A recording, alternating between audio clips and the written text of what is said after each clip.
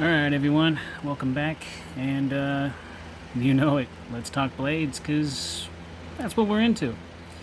Today I got for you guys today, how many times am I going to say today? Today. Oh my gosh, it's hot. Anyways, what I got for you guys today is my Recon collection from Cold Steel. But you can notice that one that's all the way to the farthest right is looking a little different than the ones on the left, and the two on the left.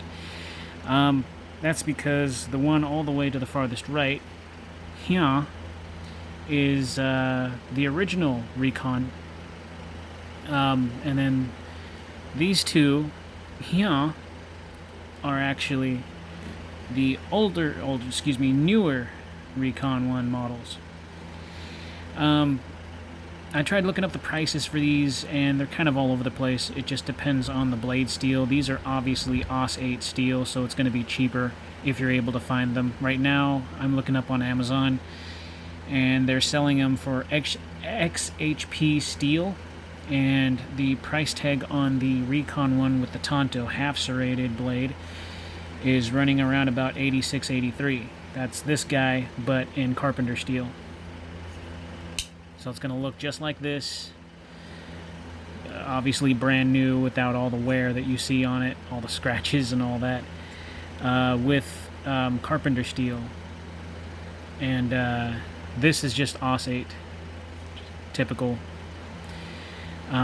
This, I know, looks like it's barely been used. I've used it on a few things, and then I stopped carrying it because I rotate my knives a lot. So this is they're all the same except for this one. Maybe this one and this one are the same, they're just different blade styles. So this is the Tonto tip, and then this one is going for 79 and change, or 80, and I think that one's also a different type of blade steel. It could be XHP carpenter steel, CTS XHP, but this is the clip point version with half serrations.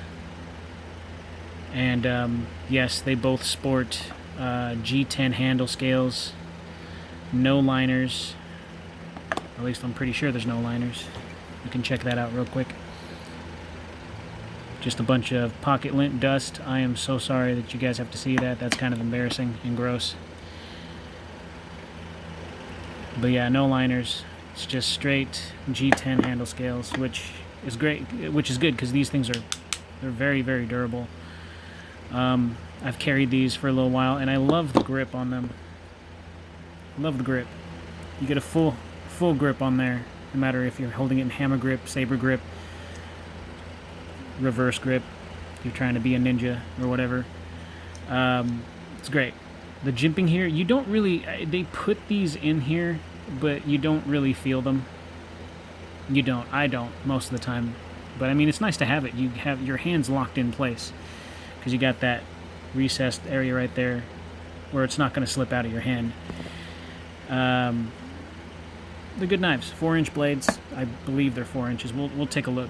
And then this one is the very first Recon that I ever purchased. They don't really make these anymore. If you're able to find them, it's probably on like eBay or something, and don't expect the price to be one certain price, depending. I was kind of looking for a Tonto version of this, and it wasn't cheap. I had a Tonto version of this, but it was stolen. I'm not going to go into that. That's a whole nother story. But I have this one now, and it's just as good. It has this lock on here, and I'm not going to say where this lock originates from. I'm pretty sure you guys can already know. I'm just going to say it. I think it's very reminiscent to the Access lock from Benchmade, and I think that is why, and this is just my theory, don't quote it as fact because I really don't know. Someone told me that way back when that because it's very reminiscent to the Access lock, Cold Steel decided to stop making these models with this lock. Instead, they use their Triad lock, which is their own signature lock. locking mechanism. As you can tell, that is practically, in my opinion, the access lock. So I could be right, I could be wrong. You guys do your research on that if you really want to, but it's a strong lock. It really is. I've heard people say that this lock kind of comes with a little bit of downsides. The spring might wear down, or something will break in there. I've had this thing for years, and I've obviously carried it for a very long time, and I've never had any issues. The only issue that I had was this would turn, and it does turn a little bit. If that happens, it hits a certain area where this knife is harder to open. See, like right now I'm trying to open it, and this is, see how that's turned a little bit? If I turn it that way, I can open it. Turn it this way a little bit, I can't open it. I'm doing the best I can. So that could contribute to the reason why they stopped making this model, for that reason. I can't even look at that. I'm trying to turn it back now. I just broke my own knife. Well, if I take a tool to it, which is what I usually had to do, and spin this little, there it goes. There it goes. So it's just one of those things that could probably contribute to the reason why they didn't want to make this one anymore. But it's cool to have for the collection. I mean, it's really fun to open and close all the time because it's very reminiscent to the access lock. So it's always nice. And the other one that was stolen from me, I literally had it for less than a week, and I took it out of my pockets because I was emptying out my pockets for some reason, and I set it down somewhere, and I went to go pick up my wallet and my keys and my knife and my cell phone, and it was gone. And this was years and years ago. And I was like, hey, where's my knife? And everyone's like, what knife? This was at a friend's house, and I was swimming. I was in their pool swimming, and my knife ended up being stolen. So there's that. But I still have this one, and I think that's good enough. But it's not like I really carry this one very much because of the fact that it's not really accessible because of that spinning little lock area right there. But these are great. These are great. Let's go into the specs so you guys understand what to look forward to as far as what to expect if you guys decide to get these Recons. So we'll go into the weight.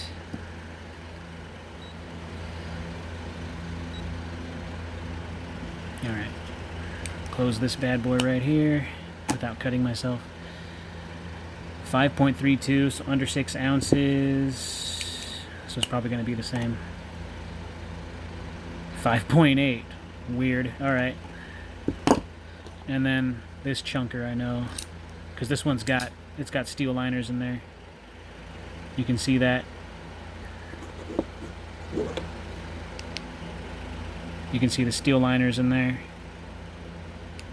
And then you got the G10 overlay and a bunch of freaking screws. You can tell this is an older model. Also, AUS 8 steel.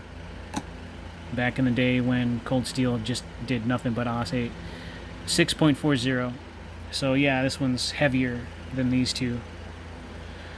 Let's go into length so you guys know how long they are. I'll put them up here so that way you guys can see kind of a blade comparison as far as all of them lined up.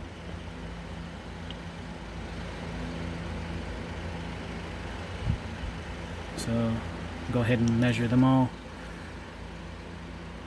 So yeah, 4-inch blade, 9-inch handle, roughly probably a little bit more than 9 inches, just a smidge. Almost 9 1/4 on this one, 4-inch blade. A little under 4 inches on the older Recon 1, and just a little over 9 inches overall. So I mean, they're great. If if you feel the need for such a caliber of knife. You got the world's claiming to be the world's strongest lock, the access lock. I did something with my thumb recently. I was flipping open a knife so much that it cut into my thumb, the skin in my thumb, so that's probably what you're seeing. Anyways, you got the triad lock on these two, this one and that one, and then you got the, I don't know what Cold Steel would have called this, but the access, reminiscent access lock on this one.